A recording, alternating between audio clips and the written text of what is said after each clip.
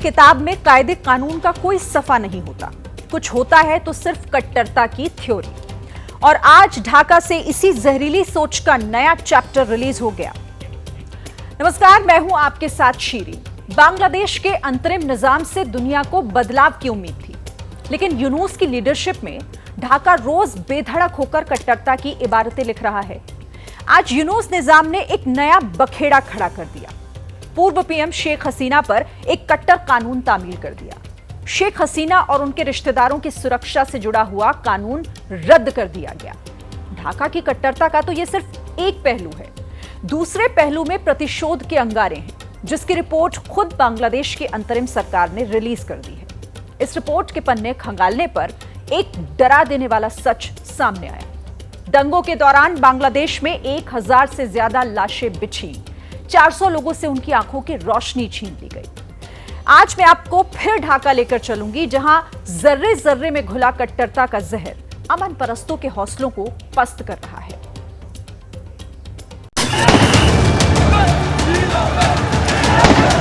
कट्टर सोच से बांग्लादेश का कौन सा कानून बदलेगा? यूनुस निजाम शेख हसीना और उनके करीबियों का जानी दुश्मन कैसे बना? शेख हसीना जाएंगी कौन से देश? 5 अगस्त गाजियाबाद का हिंडन एयरपोर्ट। सोमवार का दिन था। बांग्लादेश में कट्टर सोच के अंगारे धधक रहे थे। शेख हसीना स्पेशल प्लेन से हिंदुस्तान पहुंचे। गाजियाबाद के हिंडन एयरबेस पर प्लेन लैंड हुआ। 25 दिन से शेख हसीना भारत में है। इस बीच ढाका में यूनुस निजाम ने नया ऑर्डर पास किया, जिसने शेख हसीना और उनके करीबियों के दिलों की धड़कनें बढ़ा दी। बांग्लादेश की अंतरिम सरकार ने शेख हसीना और उनके रिश्तेदारों को दी जाने वाली स्पेशल सिक्योरिटी वापस ले ली। 2015 के स्पेशल एक्ट तक को बदलने की तैयारी है। 15 मई 2015 को शेख हसीना और उनके रिश्तेदारों को विशेष सुरक्षा देने के लिए एक राजपत्र जारी किया गया था, जिसे यूनुस निजाम ने रद्द कर दिया है। बांग्लादेश की अंतरिम कमान जैसे ही मोहम्मद यूनुस के हाथों में आई, सबसे पहले शेख हसीना का पासपोर्ट रद्द किया गया। शेख हसीना के पास अब 20 दिन की मोहलत है। उनकी आगे की राह क्या होगी? एक्सपर्ट क्या राय रखते हैं, सुनिए। शेख हसीना और उनके परिवार के सामने ऑप्शंस कम हैं। अमेरिकन और पश्चिमी देश उनसे नाराज थे, क्योंकि उन्हीं ने पश्चिमी देशों की बात नहीं सुनी, उनके एजेंडे को आगे नहीं बढ़ाया। इस कारणवश उनसे नाराज। उनके पास ऑप्शंस कम हैं। जाने को तो वो कुछ देश कहीं ना कहीं तो वो जा ही सकती है, लेकिन मुझे लगता है उनके परिवार के लोग चाहेंगे कि वो भारत में रहें। और भारत आने वाले समय में ये डिसाइड करेगा। कट्टरपंथ की भट्टी बने बांग्लादेश से एक और खौफनाक खबर आई। शेख हसीना को सत्ता से बेदखल करने के लिए जो दंगे हुए, उनमें जमकर लहू बहा। यूनुस निजाम ने क्रूरता के एक एक कतरे की रिपोर्ट रिलीज की। ढाका का दावा है कि तख्ता पलट के लिए भड़की हिंसा में 1000 से ज्यादा लोग मारे गए, 400 से ज्यादा लोगों ने अपनी आंखें गंवाई। एक और कड़वा सच है जो ढाका में बैठे कट्टरता के आकाओं को बेनकाब करता है। 5 अगस्त को शेख हसीना के तख्ता पलट के बाद बांग्लादेश में 52 जिलों में हिंदुओं को टारगेट किया गया। हिंदुओं पर हमले की 205 से ज्यादा घटनाएं हुई। 27 जिलों में हिंदुओं की दुकानों और मंदिरों को निशाना बनाया गया, जबकि 20 से ज्यादा मंदिर तोड़े गए थे। हिंदुओं पर अत्याचारों का गुनाह जमाते इस्लामी कबूल कर चुकी है।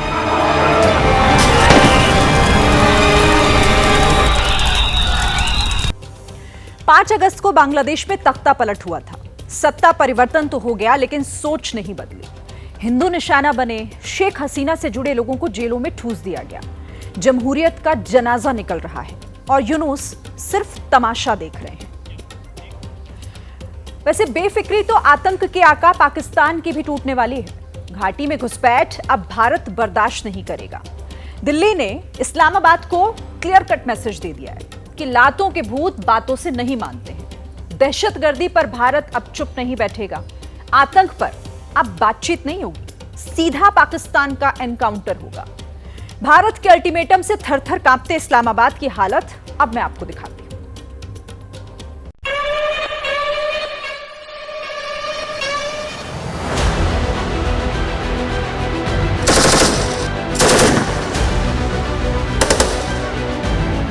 जब दिल्ली में बोले जयशंकर, पाकिस्तान क्यों कांपा थर-थर? Era of uninterrupted dialogue with Pakistan is over. We are not passive.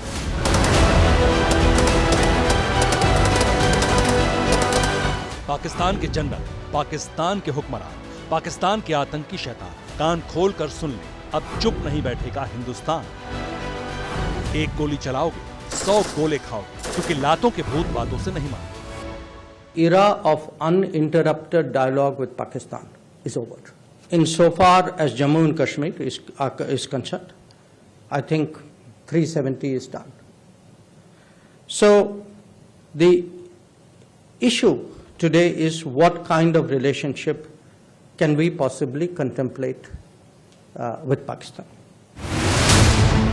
Islamabad को सीधा मैसेज है, अगर पाकिस्तान ने आतंक से तौबा नहीं की, अगर घाटी में आतंक की सप्लाई नहीं रोकी, तो भारत चुप नहीं बैठेगा, क्योंकि पाकिस्तान हर हद लांघ चुका है और दुश्मन का फन कुचलना भारत जानता है।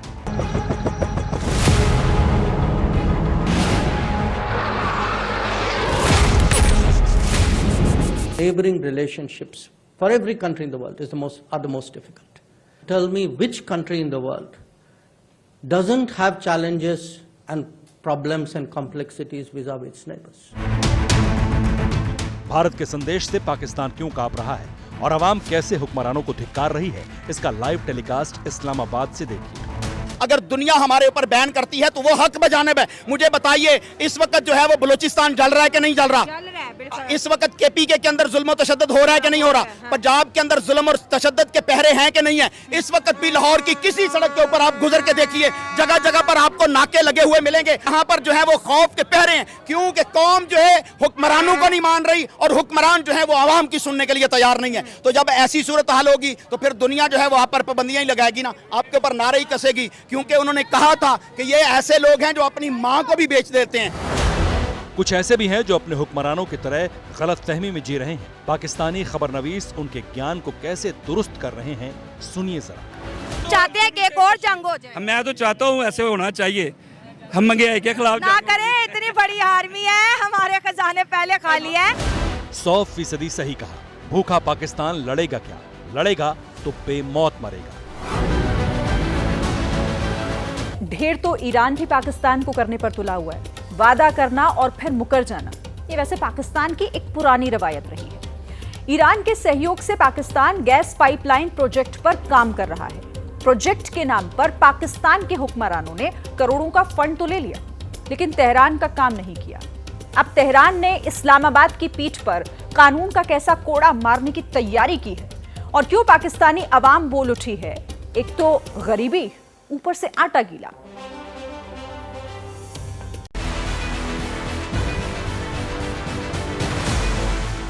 गले तक कर्ज में डूबे पाकिस्तान की कब्र खुदने वाली, चूल्हा ठंडा होने वाला है, भूख से पाकिस्तान बिलबिलाने वाला है। सरकारी मुलाजिमों के वेतन में 15% कटौती करने के बाद भी पाकिस्तान की माली हालत नहीं सुधरी। अब सिर पर ईरान वाला संकट खड़ा है। ईरान ने पाकिस्तान के चूल्हे में पानी डालने की जिद क्यों ठानी? इसका प्रसारण सीधे पाकिस्तान से देख लीजिए। पाक ईरान गैस पाइपलाइन मंसूबे में ताखीर, तेहरान का इजहार तशवीश, मजीद वक्त न देने की वार्निंग दे दी। ज़राए का कहना है कि ईरान सितंबर में पाकिस्तान के खिलाफ आलमी सालसी अदालत से रुजू कर सकता है। कानूनी चाराजोई भारी जुर्माने का बायस बनेगी।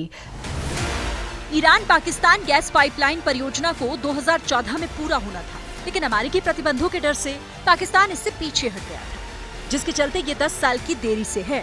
तेहरान नाराज है क्योंकि पाकिस्तान ने करोड़ों का घाटा करा दिया है।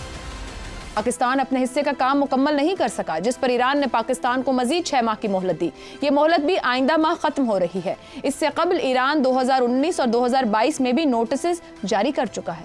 10 दिन कबल मौसूल होने वाले इस हतमी नोटिस पर पाकिस्तानी हुक्काम सर जोड़कर बैठे हैं। दीगर कई वजूहात के अलावा अमरीकी दबाव भी एक अहम वजह है, जिसके बायस पाकिस्तान इस मंसूबे को मुकम्मल नहीं कर पाया। पाकिस्तान में गैस की किल्लत बड़ा मसला है। उम्मीद तेहरान से थी, लेकिन पाकिस्तान का आटा गरीबी में पहले ही गीला है। गैस पाइपलाइन प्रोजेक्ट के लिए पैसा कहां से लाएगा? इंतजार कीजिए। अवाम को भूखे पेट सुलाएंगे मियां शरीफ।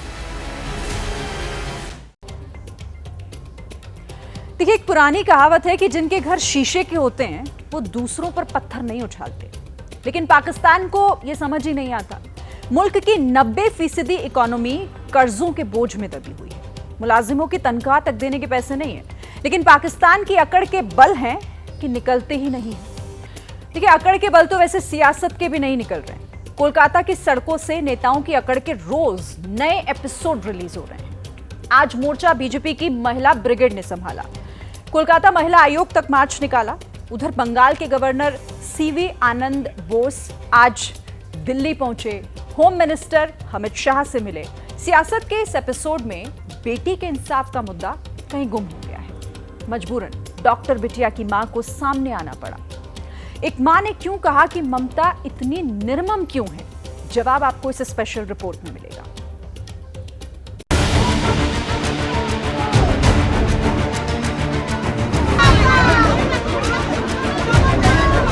निर्भया के इंसाफ की मांग को लेकर और ममता सरकार के तौर तरीके को लेकर आज बीजेपी की लेडी ब्रिगेड ने जोरदार प्रोटेस्ट किया।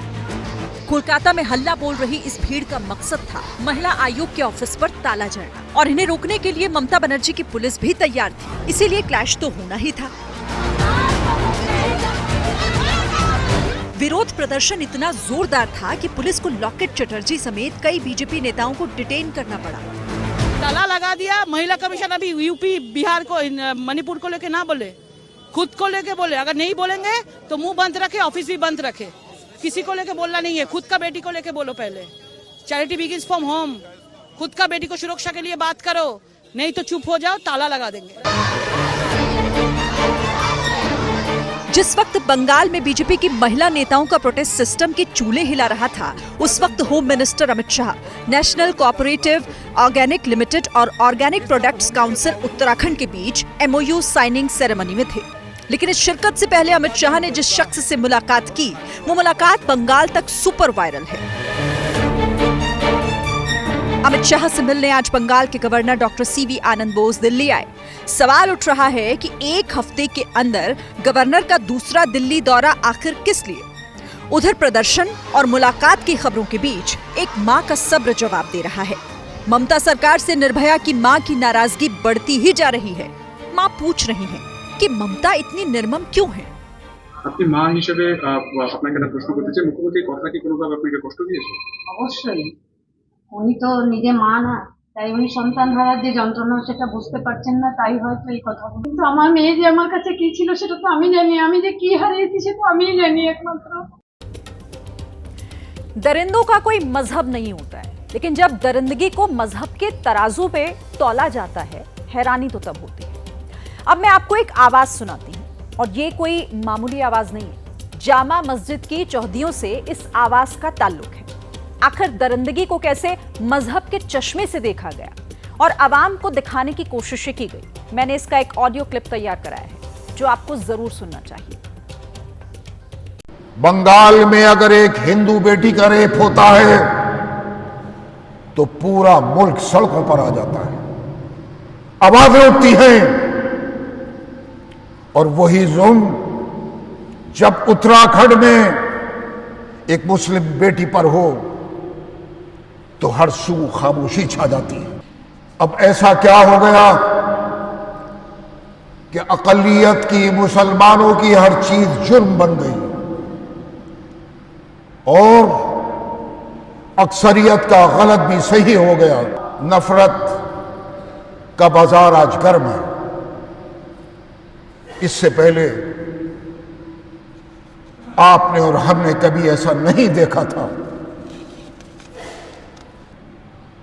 नमाज पढ़ते हुए निहत्ती मुसलमानों पर गोलियां चलाई गईं। लातादाद मुसलमानों को जिंदा जमीन में दफन करके उस पर ट्रैक्टर चलाकर गोभी उगा दी गई।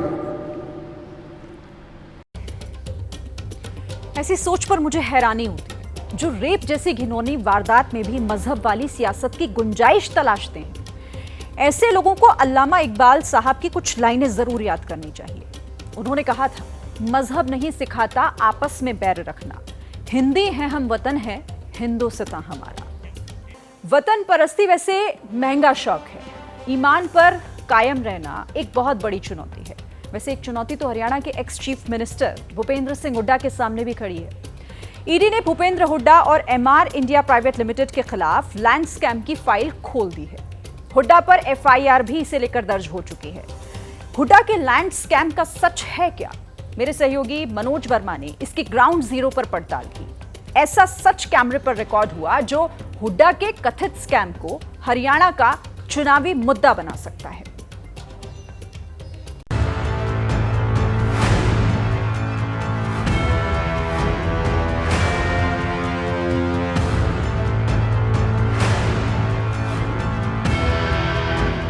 हरियाणा के पूर्व मुख्यमंत्री भूपेंद्र सिंह हुड्डा का कथित लैंड स्कैम हरियाणा चुनाव में कितना बड़ा मुद्दा बनेगा? ईडी ने गुरुग्राम में किस लोकेशन पर हुड्डा और एमआर इंडिया प्राइवेट लिमिटेड की 834 करोड़ की संपत्ति कुर्क की? इन्हीं सवालों की तफ्तीश करते ABP news reporter Manoj Verma Gurugram की उस लोकेशन पर पहुंचे जहां ईडी ने मनी लॉन्ड्रिंग में हुड्डा के खिलाफ एक्शन लिया। सामने जमींदार थे, हाथों में सेक्शन 4 की कॉपियां थी। इन कॉपियों के बूते जमींदारों को चपत कैसे लगी, कैसे कथित स्कैम परवान चढ़ा और कैसे जमींदारों को छला गया।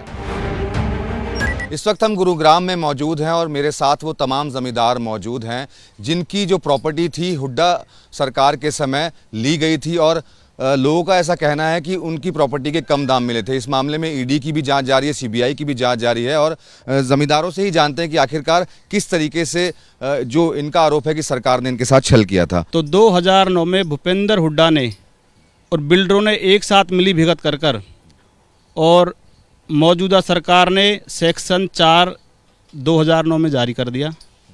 उन्होंने जमींदारों से बोला कि अब से पहले ज़मीन जो एक्वायर हुई थी रोड के लिए उसमें 50-60 लाख रुपए का मुआवजा दिया था, आपकी ज़मीन सस्ती जाएगी, आप ये ज़मीन हमारे साथ कोलैबोरेशन कर लो, हम आपको 2 करोड़ 20 लाख रुपए की पेमेंट नॉन रिफंडेबल देंगे।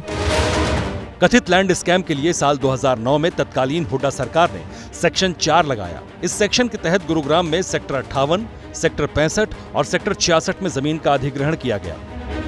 गुरुग्राम में कुल मिलाकर 1417 एकड़ जमीन एक्वायर की गई। जमींदारों को 1 एकड़ जमीन के बदले 50 से 60 लाख रुपए देने का वादा किया गया, लेकिन क्या जमींदारों को पैसा मिला? बिल्डर यहाँ पे आने चालू हो गए जब सेक्शन 4 और 6 लगाया था। उन्होंने औने पौने दामों को, जैसे पिछले अभी वो अपना रोड का मुआवजा दिया था, उन्होंने 50-60 लाख रुपए पर एकड़ के हिसाब से दिया था। उसके बाद में उन्होंने कहा कि हमारा रेट ये रहेगा, तो जमींदार डर गए। उसमें जमींदारों के आरोप चौंका रहे थे। आरोप ये भी लगा कि जमीन अधिग्रहण के बाद तत्कालीन सरकार ने सेक्शन 4 और 6 को हटा दिया और जमीन अलग अलग कंपनियों को बेच दी गई। ये सभी लोग जमीन को 2.5 लाख रुपए पर गज के हिसाब से बेच रहे हैं। अब आज वो देखो 2.5 लाख रुपए पर गज से एकड़ का रेट क्या निकलता, और जमींदार को 2 करोड़ 20 लाख रुपए नॉन रिफंडेबल और 1250 गज के प्लाट के सपने दिखाकर कोलैबोरेशन किया था, और जो कि आज ना प्लॉट मिला है और उसके बाद में ना कोई पैसे मिल रहे हैं। आरोप संगीन है, इसलिए एफआईआर में भूपेंद्र सिंह हुड्डा आरोपी नंबर 1 है। जैसे जमींदारों के आरोप हैं, जैसे सबूत ईडी को मिले हैं, उससे साफ है कि हरियाणा चुनाव में लैंड स्कैम का मुद्दा नेताओं की टॉप लिस्ट में होगा। साल 2017 में हमारे वकील ने और हमने हाई कोर्ट से सीबीआई की डिमांड की। कोर्ट ने हमारी डिमांड को स्वीकार किया और हमारे केस को सीबीआई को रेफर कर दिया। रिटर्न में बयान हमने दे रखे वहाँ पर। उसके बाद में 23 जनवरी 2019 को सीबीआई ने मुकदमा दर्ज कर दिया पंचकुला हाई कोर्ट में, और जिसका मुकदमा नंबर है पंचकुला सीबीआई कोर्ट में, मुकदमा नंबर है 002, जो आज भी हमारा केस विचाराधीन है। गुजरात लेकर चलती हूँ, जहां पर बाढ़ और बारिश तबाही मचा रही है। बाढ़ के बीच एक नई दहशत ने भी सिर उठा लिया है। इस खौफ का नाम है मगरमच्छ। नगर नगर कितने मगर लोगों को डरा रहे हैं, रिपोर्ट देखिए, आपको अंदाजा हो जाएगा।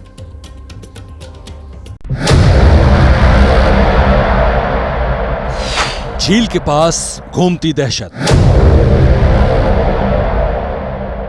घर की छत पर मौत का बसेरा, आसमान से बरसी आफत। गुजरात के वडोदरा में मगरमच्छों की बाढ़ लेकर शहर में बाढ़ का पानी घुसा तो साथ में नदी में रहने वाले मगरमच्छ भी रिहायशी इलाकों तक आ पहुंचे, जो पानी से जूझ रही जिंदगी के लिए दहशत का पर्याय बन गए हैं। तस्वीर वडोदरा के अकोटा स्टेडियम इलाके की है। बाढ़ के पानी के साथ रिहायशी इलाकों में पहुंचा मगरमच्छ करीब करीब पानी में डूब चुके घर की छत पर आराम फरमा रहा है, और आसपास के घरों में मौजूद लोग दहशत से दबकने को मजबूर हैं। यह अकेली तस्वीर नहीं, वन विभाग की टीम ने जब तक अकोटा इलाके में मगरमच्छ का रेस्क्यू किया, तब तक महाराजा सयाजी राव यूनिवर्सिटी परिसर में एक और मगरमच्छ दिखने की खबर आ गई।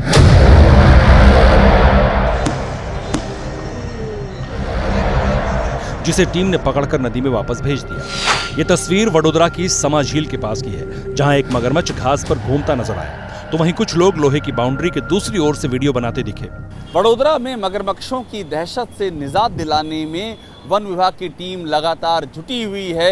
मगरमच्छों को पकड़ करके नदी में वापस छोड़ा जा रहा है। गुरुवार को वन विभाग ने 2 क्रोकोडाइल को पकड़कर विश्वामित्री नदी में रिलीज किया।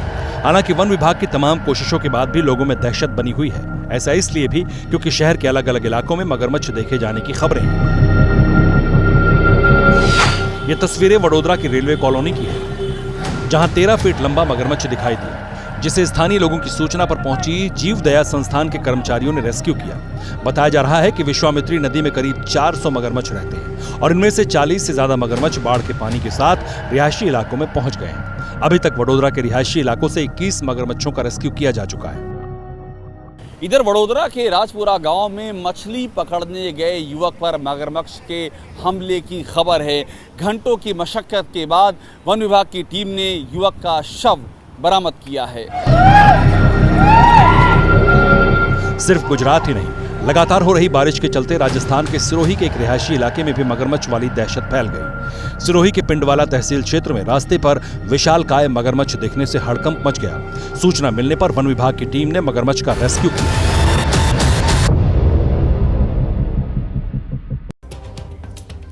वैसे एक सच ये भी है कि ये बेजुबान कहां जाए, ये इंसानों के इलाके में नहीं, बल्कि घुसपैठ तो इंसान ने की।